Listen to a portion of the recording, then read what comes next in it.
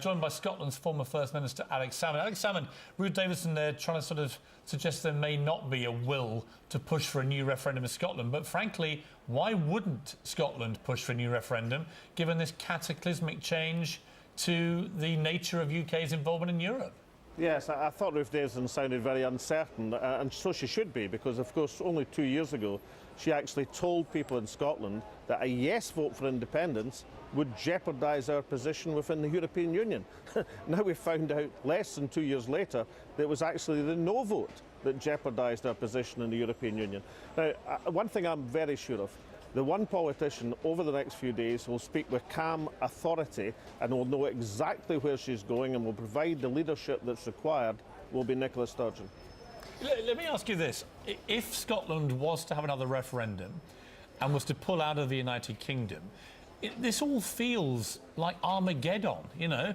We come out of the European Union, Scotland pulls out of the Union, like everything's disintegrating and everyone's splintering into their own little world. Is this really a sensible thing for us to be doing? Let's look at it from a Scottish point of view. I mean, the access to the 500 million market, because the sensible thing for Scotland to do in these circumstances would never be to leave that European Union. In other words, the decision about Scotland's future would be taken before we were pulled out by whoever is Prime Minister negotiating whatever they're going to negotiate.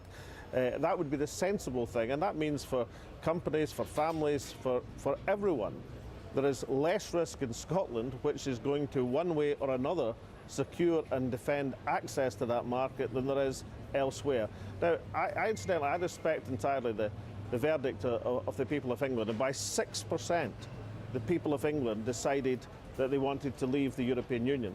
But the majority for remaining in the European Union through every single local authority area in Scotland was 24%. And that is the mandate that Nicola Sturgeon will take forward. Yeah, sorry, Alex, I just want to be clear. Do you think that Nicola Sturgeon will push for a second independence referendum for Scotland off the back of this result? Yes, I do, because I believe she'll implement the manifesto from last month, where she was elected by 47% of the people of Scotland, the biggest mandate of any party elected, but in Western Europe at the present moment. And she'll follow forward on that manifesto, which explicitly dealt with these circumstances as providing the material and significant change which would justify the Scottish Parliament calling another referendum. Now, my question was, do you think she will? And you answered that very clearly. But you are obviously from the same party and cut from pretty much the same cloth. Do you know that she will? Well, this is a matter for the First Minister, and she'll be speaking today, and as I say, I think you'll see a clear, decisive leadership tone from Nicola Sturgeon. I think she'll unite as much Scottish opinion as she can behind these actions, and incidentally, we'll see a total realignment. I mean, there was a statement from Diageo, one of our major companies, a great whisky company and spirits company, just a couple of weeks ago, saying, look, if there's going to be a jeopardy of our access to the European marketplace through a Brexit, we'd have to reassess their previous lukewarm, if not opposition, to Scottish independence. So there's going to be a total realignment around this question, because in Scotland, people, companies, workers, families know the importance of staying within that European context. OK, final question, Alex Salmond. Should David Cameron resign immediately following this loss? Should Jeremy Corbyn consider his position? George Osborne? Which head should be rolling? Well, you're asking the right person, Piers, because I've got experience of being a First Minister who lost a referendum, and I resigned it the next day, as I had to do, because I'd gone to the people, I'd put my reputation on it, and I was beaten.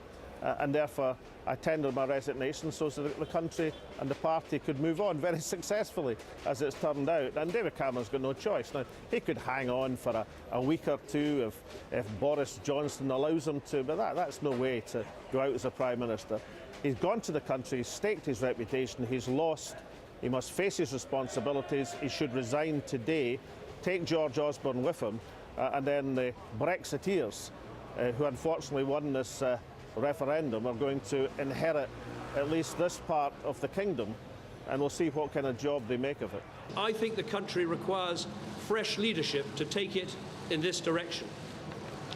I will do everything I can as Prime Minister to steady the ship over the coming weeks and months.